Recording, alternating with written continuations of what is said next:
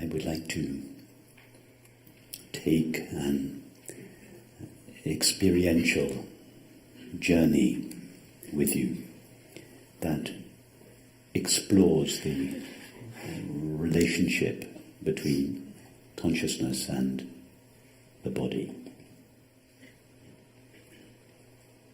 When I say an experiential journey, I mean a journey through the landscape of our experience.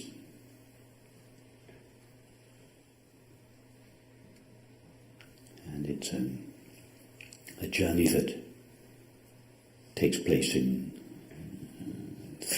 that could be divided into three stages. Firstly, a brief summary of the conventional materialistic paradigm that informs our understanding of the relationship between consciousness and the body.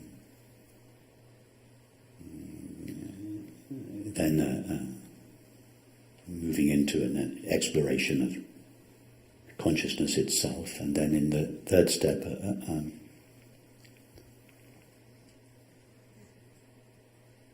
attempt to experience the body or feel the body in a way that is consistent with our understanding of consciousness.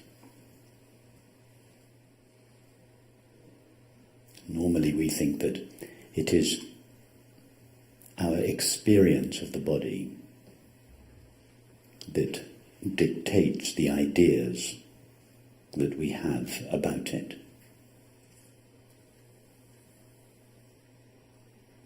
I would like to try to demonstrate that it is the ideas or the beliefs that we have about the body that dictate our experience of it.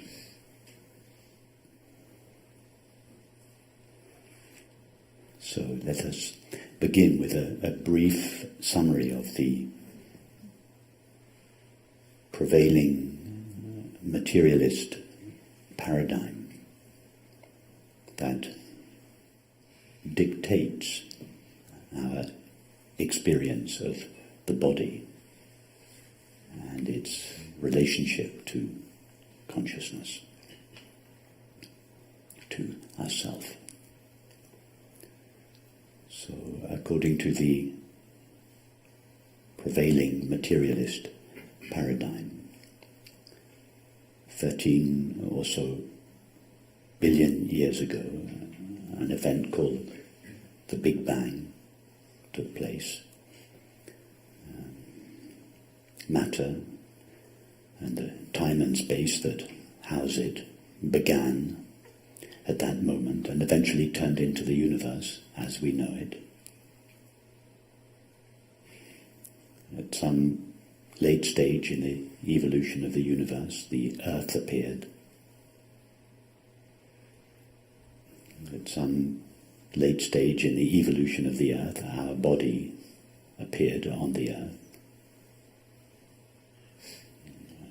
A brain appeared in our body. And finally, consciousness was generated by the brain. So try to imagine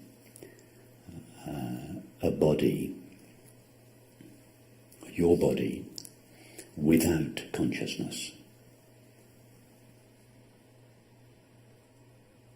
There would obviously be no experience of a body or a world or anything, because there would be no consciousness present to experience anything. So at some moment, magically, consciousness is generated by the brain, and immediately there is experience.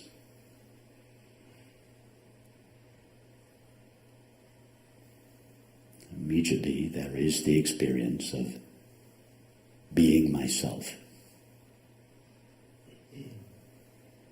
And the sense of being myself is limited to the body. So it is obviously not the body that is having the experience of being myself. Prior to the arising of consciousness, in this imaginary scenario, there is no experience, no knowledge of being a body, no knowledge of having a body, no knowledge of being conscious, no knowledge of being myself, no knowledge of anything, period. In this imaginary scenario, consciousness appears in the brain and immediately there is experience.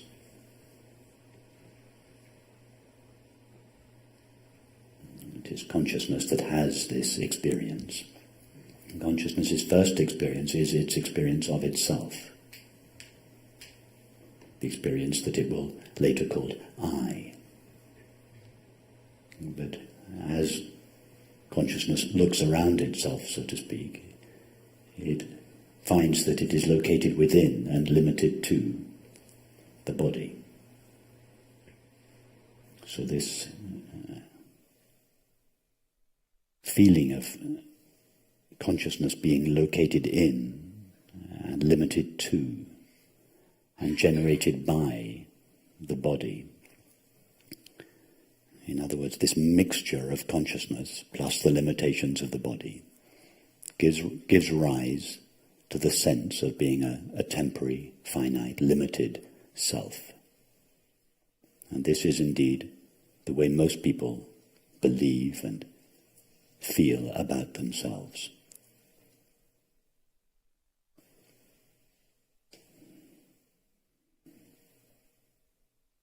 Because it is believed and felt that consciousness is a byproduct of and limited to the body, it is believed that consciousness appears when the body appears. It develops or evolves or ages as the body develops or evolves or ages, and disappears when the body disappears. This is the conventional view of the nature of consciousness and its relationship to the body. And it is the inevitable consequence of, or the extension of, the prevailing materialist paradigm. And whether we know it or not, it informs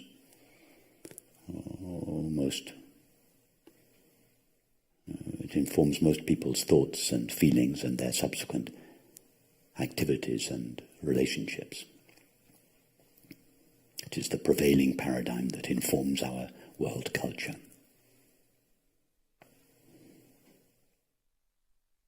So this belief, and more importantly, this feeling of being a self in a body, or being consciousness in the body, could be likened to the space in this room. So now imagine that the space in this room was conscious. It's just a thought experiment. So instead of this room being full of a inert physical space, imagine that it is full of a conscious or aware space.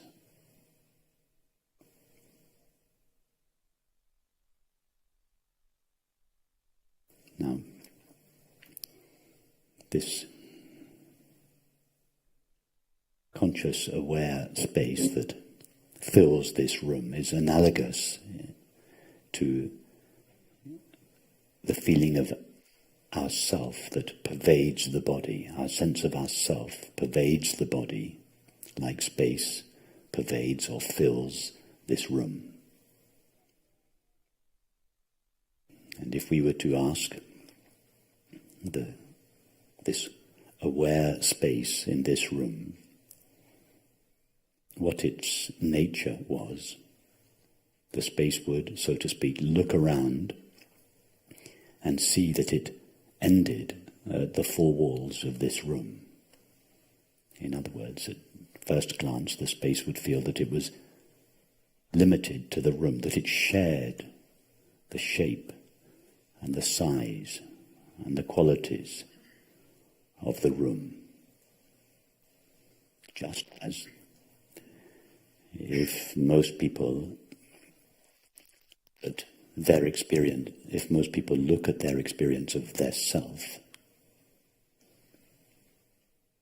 they believe and feel that their self is located within and shares the limits and destiny of their body. And this mixture of our self and the body,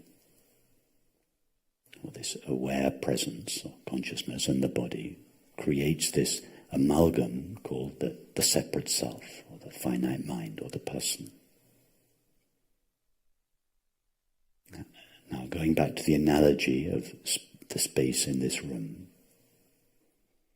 if we were to say to the aware space in this room, don't look at the walls, but look at yourself. Take a sample of yourself. What is your experience of yourself? Not what is your experience of the shape or the size or the colour of the walls, but just take a sample of yourself. What do you find there? Do you find any limits there? So the aware space in this room would look at itself, so to speak, and it would find itself empty, transparent, without any shape, without any size, without any form. It would have no sense of being located in a room, because it is not looking at the room. It would be located in itself, so to speak.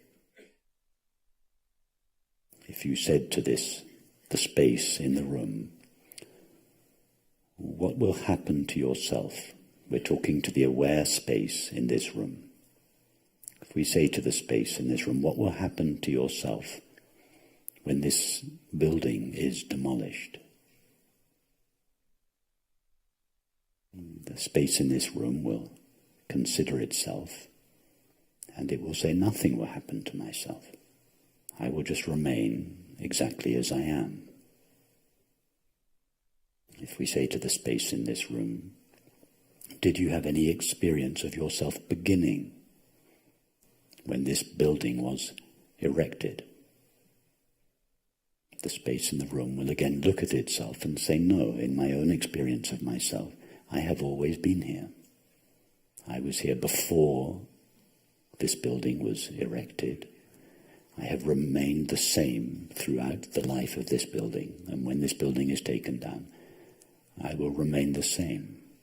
I won't suddenly be liberated from the limitations of this room. I am not limited by this room, even while this building is present. So, now do the same with yourself.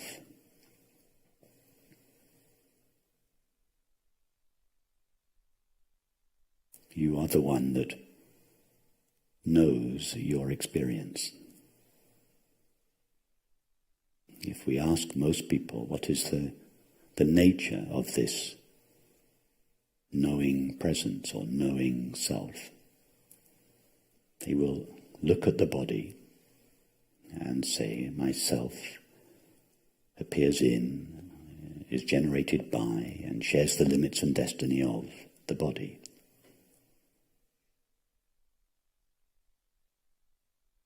But instead of looking at the body, look at yourself now.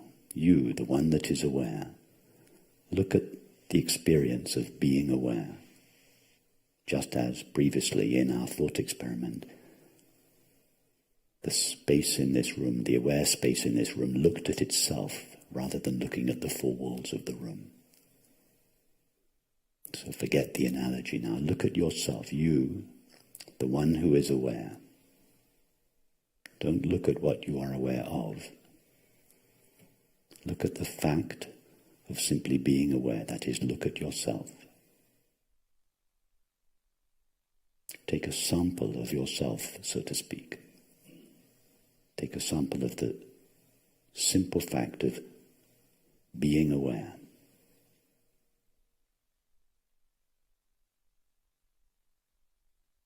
And don't allow that sample to be mixed up with anything that you are aware of.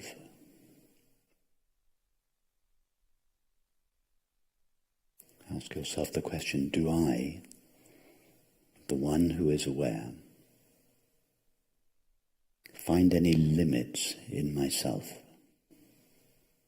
It's like the space in this room, taking a sample of itself and seeing if it can find any limits there. Don't think about this. Do the actual experiment. Take a sample of yourself. Just the pure experience of being aware. Everybody is now having the experience of being aware. What is the nature of that experience? If we, the fact of being aware or awareness itself, were to take a sample of our thoughts, they would of course be limited.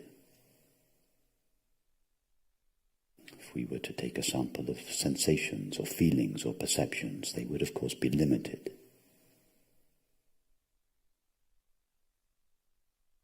But what if we, the fact of being aware or awareness itself, were to take a sample of itself, to taste itself, to know itself? Does it find any limits there?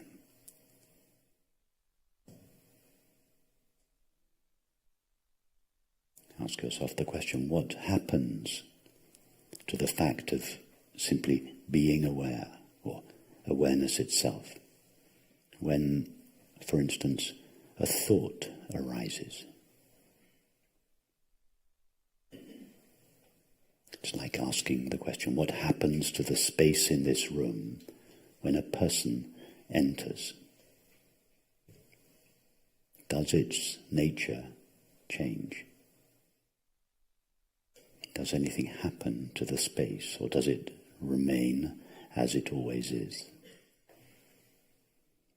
Likewise, when a thought arises, does anything happen to you, the fact of being aware or awareness itself? And when the thought leaves the presence of awareness or the space of awareness, has the space of awareness been changed in any way by the thought? It's like asking, when the person leaves the room, has the space of the room been changed in any way by the person? Or does the space always remain in the same condition?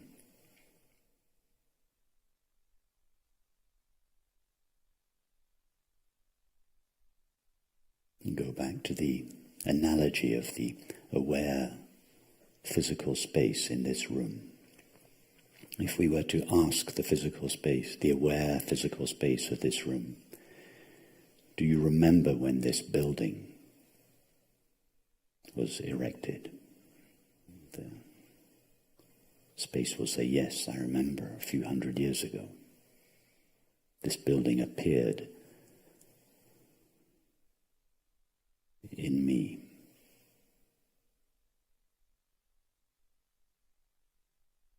And then if we ask the aware physical space, did you ever have the experience of yourself appearing?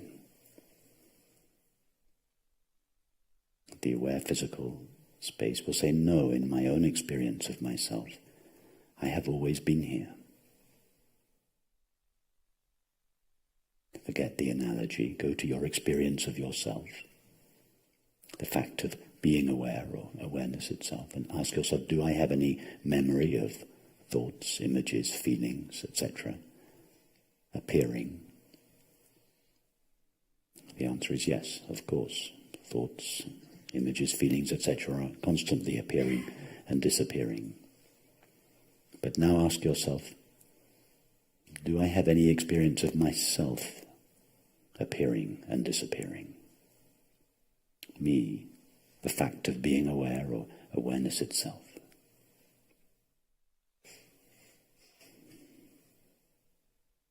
And see clearly that if we rely only on awareness's knowledge of itself, or awareness's experience of itself,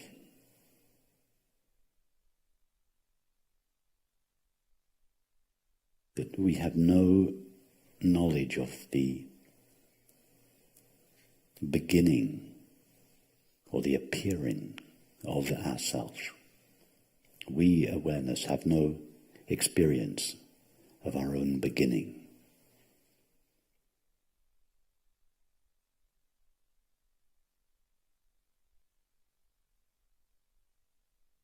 In our own experience of ourself, we, awareness, are ever present.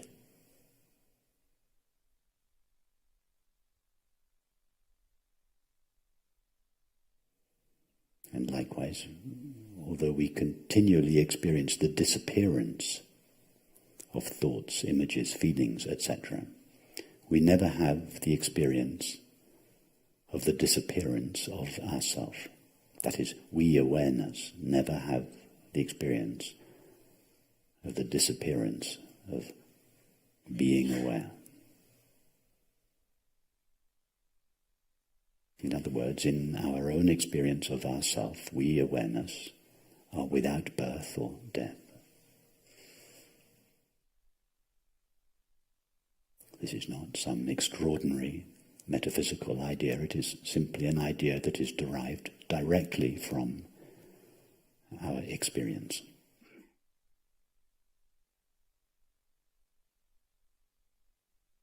So just as if the imaginary aware space of this room finds no limit in itself, nor does it experience itself beginning and ending, so likewise, we, awareness, find no limit in ourselves, nor do we find ourselves beginning or ending.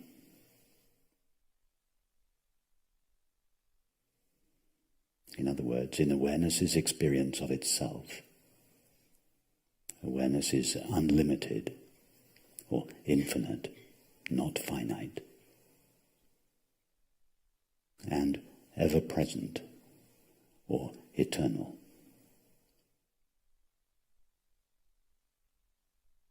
In other words, it is your experience now that you, awareness, are infinite and eternal. Don't be put off by the words infinite and eternal. They do not refer to some abstract, philosophical, metaphysical realm. They are words that refer to our direct, intimate, current experience of ourself. In fact, it is the beliefs that ourself is limited and temporary that is abstract and metaphysical and unrelated to experience.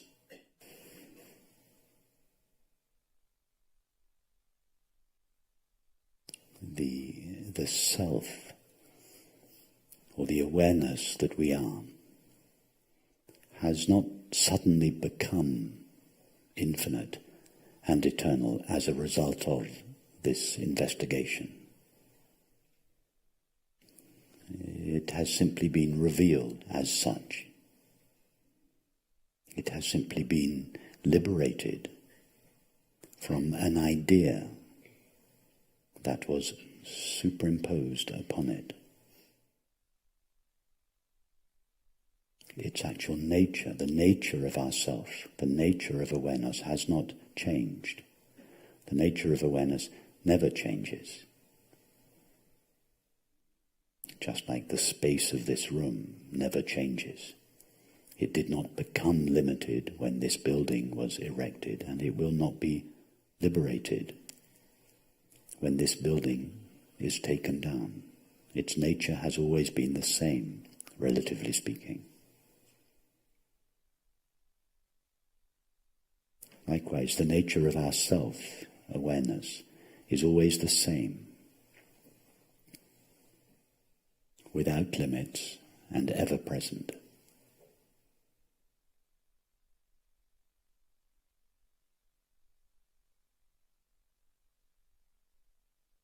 It's only when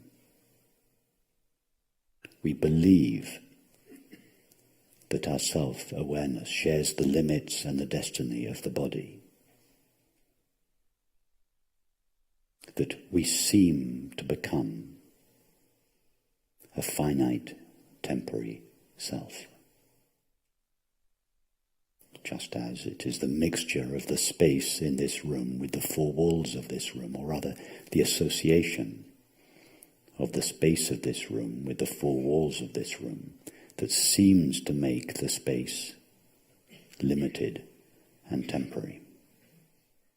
The space is never limited or temporary. Our self is never finite or temporary.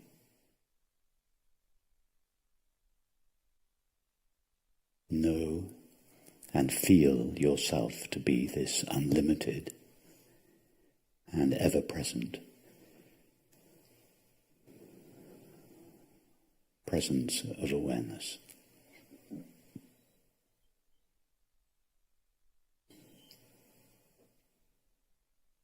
Now allow the experience of the body to come to your attention.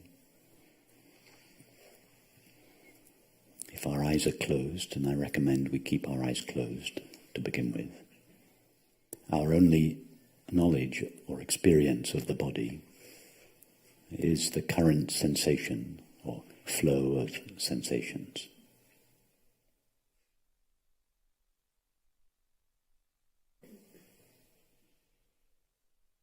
See that this flow of sensations appears in this unlimited, ever-present space of awareness, or space-like presence of awareness. In other words, there's a complete reversal of perspectives here. Previously, under the prevailing materialist paradigm, we believed that the awareness that we are, or the consciousness that we are, appeared in the body, and that the awareness that we are, shares the limits and destiny of the body. Now, if we stay close to the facts of our experience, we see that the body is a flow of sensations appearing in this unlimited, ever-present space of awareness. It is true that, keep your eyes closed, it is true that our sense of ourself, that is, the fact of being aware, pervades our experience of the body. But this does not imply that it is limited by the body. After all, the space of this room pervades this room, but it is not limited by this room. It is our experience that sensations appear in awareness, not that awareness appears in a sensation.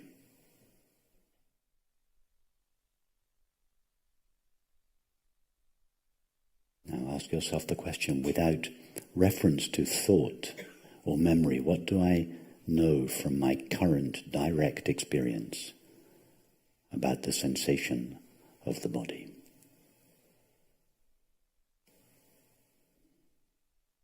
We would only have to think about the body or imagine the body if we were not currently experiencing it. But we are currently experiencing it, and therefore we can refer directly to that experience. It is not necessary to think about the body or imagine the body.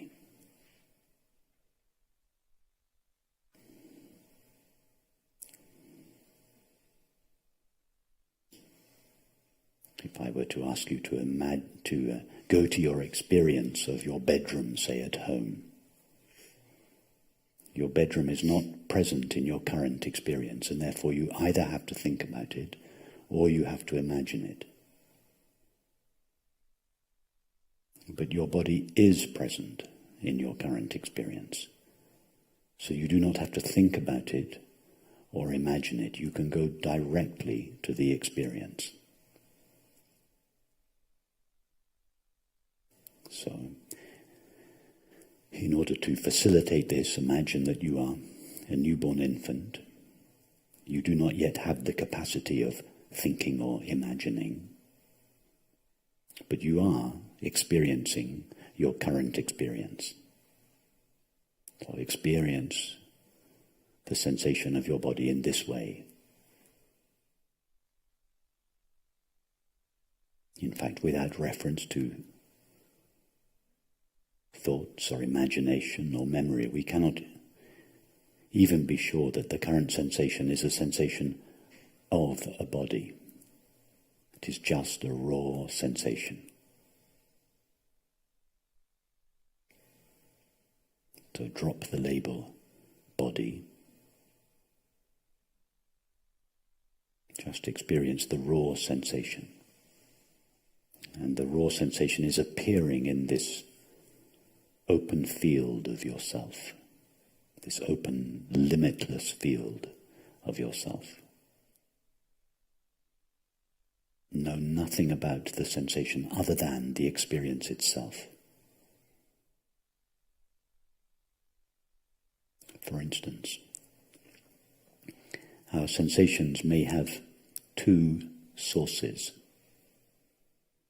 One, they may come from physical circumstances, for instance, the contact area of our legs on the chair.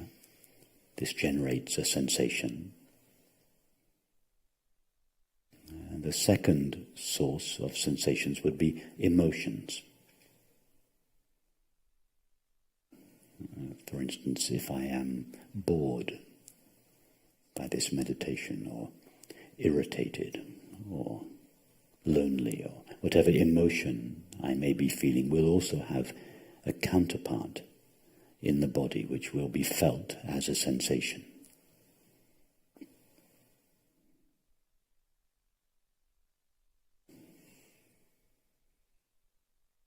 However, if we are a newborn infant, and we do not refer to thoughts or images or memories, we cannot distinguish these two types of sensation one from another.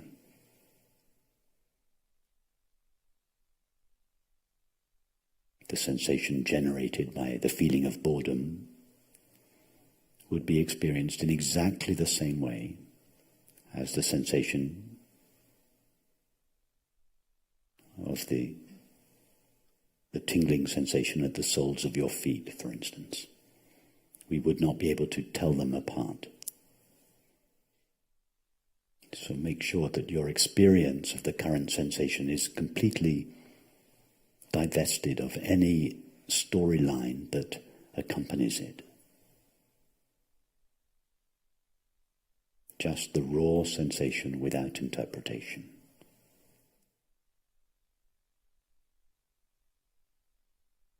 Ask yourself the question, does this sensation have a clearly defined border or edge?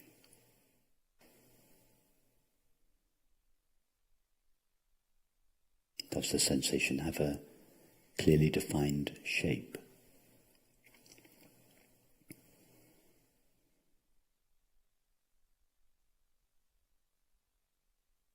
The purpose of these questions is not to answer yes or no. Don't allow yourself to answer yes or no to these questions.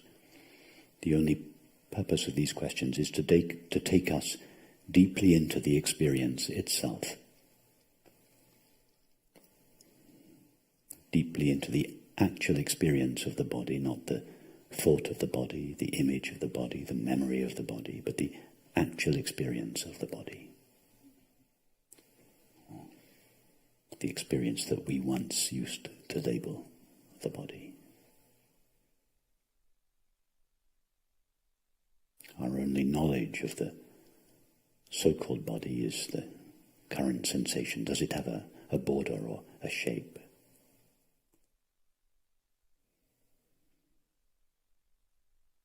Does the current sensation have an age?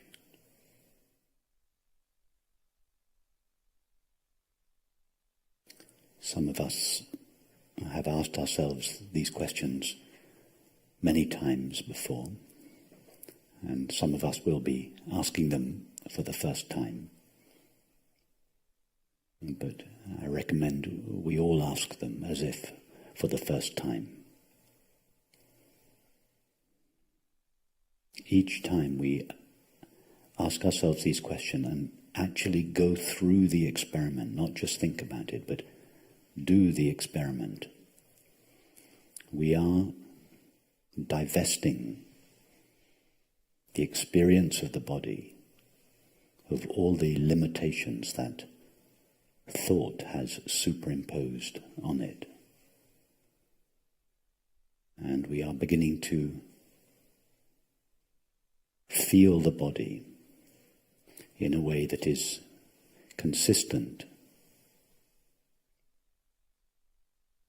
with the central idea, the central understanding of the non-dual perspective, namely that everything is known by, appears in, and is made of a single, infinite, indivisible reality made of pure consciousness.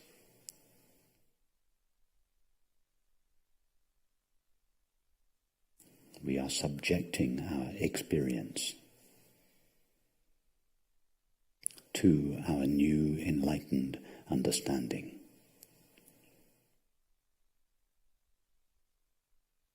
Which is the equivalent in religious language to surrendering the body to God's presence.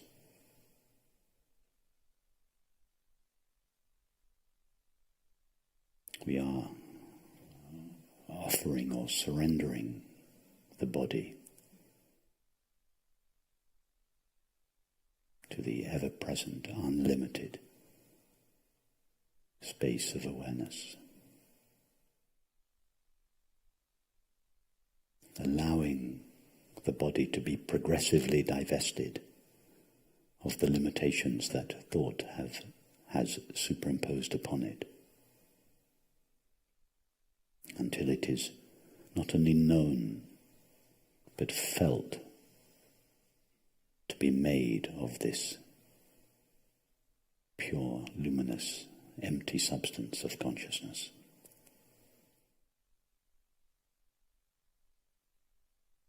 Ask yourself the question, does the current sensation have a size? Don't answer the question, just go deeply into the experience.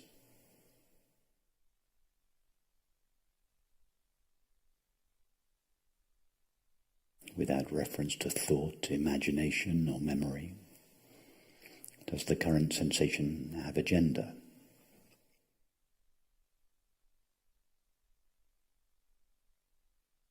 Notice that we are not actually manipulating our experience of the body in any way. We haven't touched the experience, we are just contemplating it.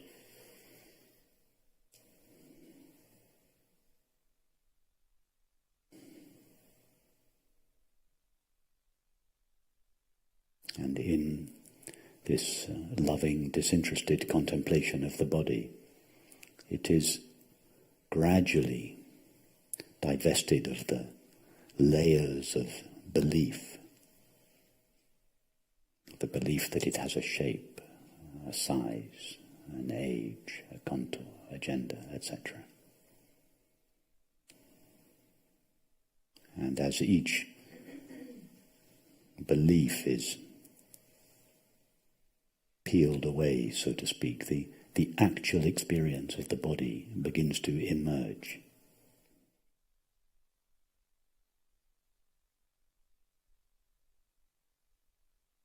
In other words, our idea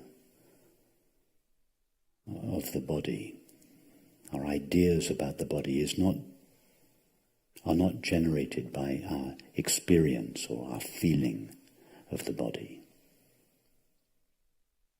It is the other way round. The way we feel the body is dictated by our beliefs about it. Later we will also see that the same is true of the world.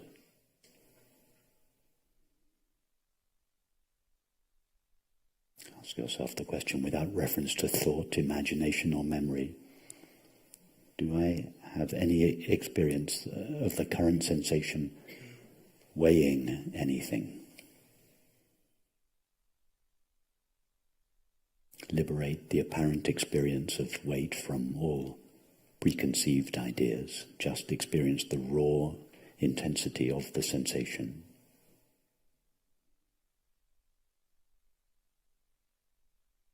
The sensation that is generated by our legs on the chair has a certain intensity to it. But see that without reference to thought, imagination or memory, that intense sensation is simply floating weightlessly in this open, empty field of awareness.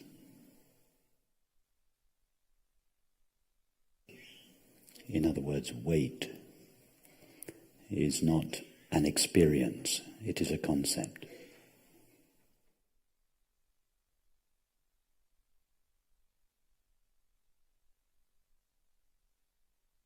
Understand, and more importantly, feel that your body has no weight.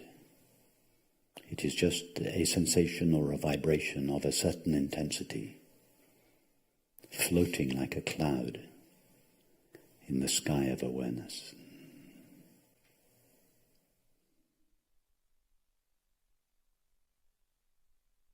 Notice that even to suggest that the body is a sensation floating weightlessly in the space or the sky of awareness is to credit the body or the sensation with too much existence of its own. It is a legitimate formulation in the early stages of our investigation. But the closer we come to the actual felt sense of the body, the less accurate this description is. See that the experience of the body is not really a sensation, a discrete sensation, albeit suspended weightlessly in the sky of awareness. It is more like a vibration or a pulsation.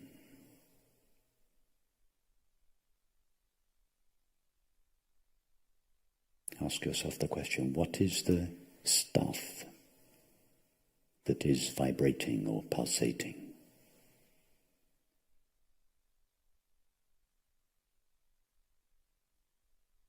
What is the substance whose vibration is this sensation? Don't think about this. Touch the stuff the vibration is made of. What is the stuff that is vibrating? You are experiencing the vibration. Therefore you must be experiencing, you are experiencing the substance it is made of.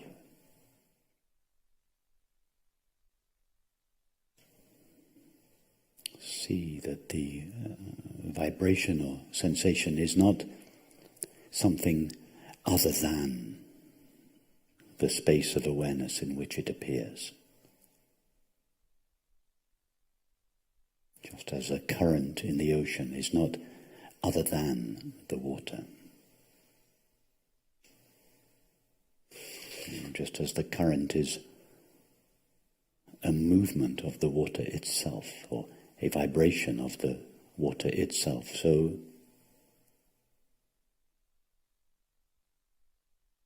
the experience of the so-called body is a movement of consciousness, the activity of consciousness, a vibration of awareness. If we, awareness, touch the stuff the vibration is made of, all we find is ourself, a movement of ourself.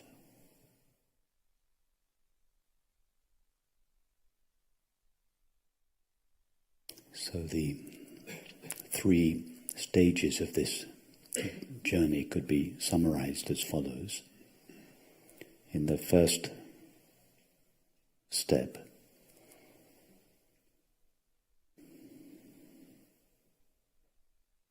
our experience of ourself seems to conform to our idea of the body. We believe and feel that our self is located in and shares the limits and destiny of the body. In the second stage of our journey, we explore our experience of ourself. We, awareness, explore our experience of ourself, and we recognize ourselves to be unlimited and ever-present, this open, empty, luminous, space-like presence of awareness. And in the third step, our experience of the body conforms to our new understanding of ourself. Our experience of the body is progressively divested of the limitations that thought superimposes upon it, and it is progressively experienced as unlimited, open, empty, transparent, luminous, spacious, free of tension, without borders or boundaries.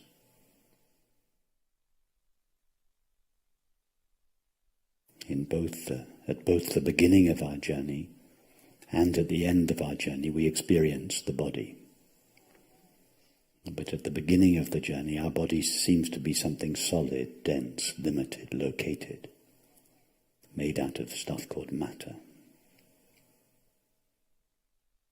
But by the end of the journey, by the time we come to the end of our journey, the body, the same body, is experienced as transparent, empty, without an age, without a shape, without a gender, without a size, luminous, empty.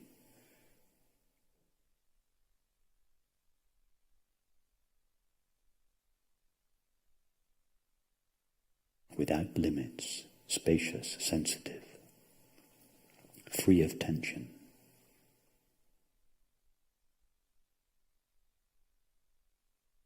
Made of pure knowing,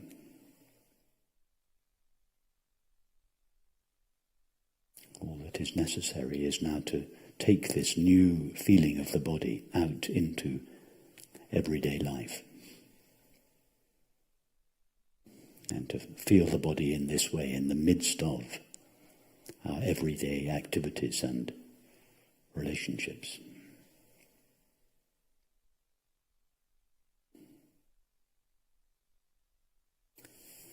Thank you.